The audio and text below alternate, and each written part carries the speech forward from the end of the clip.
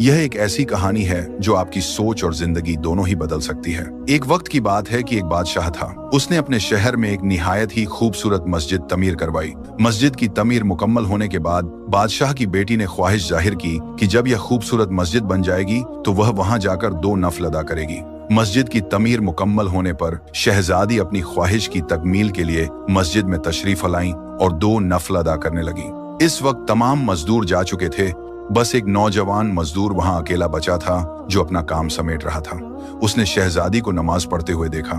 शहजादी के सजदों का वह मंजर उसे बहुत खूबसूरत लगा और उसके दिल पर गहरे असर छोड़ गया। काम खत्म करने के बाद वह मजदूर घर लौटा, लेकिन शहजादी के नमाज पढ़ने का मंजर उसकी आंखों से हट ही नहीं रहा था।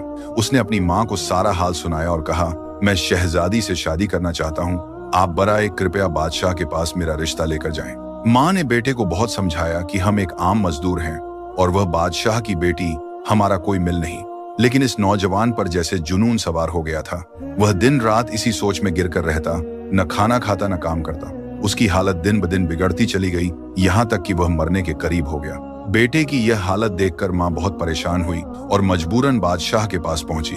उसने बादशाह को अपने बेटे की सारी कहानी सुनाई। बादशाह ने बड़े तहम्मुल से उसकी बात सुनी और कहा, अगर आपका बेटा 40 रातें मस्जिद में तमाम लोगों के जाने के बाद कयाम करे तो मैं उसकी शादी अपनी बेटी से कर दूंगा।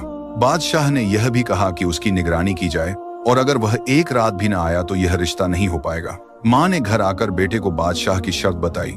वह नौजवान फौरन तैयार हो गया। हर रात जब सब नमाजी चले जाते, वह मस्जिद में कयाम के लिए जाता, अल्लाह के हजूर सजदे करता, दुआएं मांगता और अपनी इबादत में खो जाता।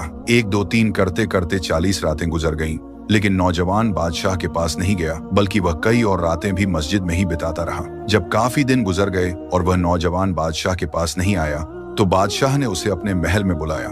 बादशाह ने उससे पूछा, क्या तुमने मेरी शर्त पूरी की?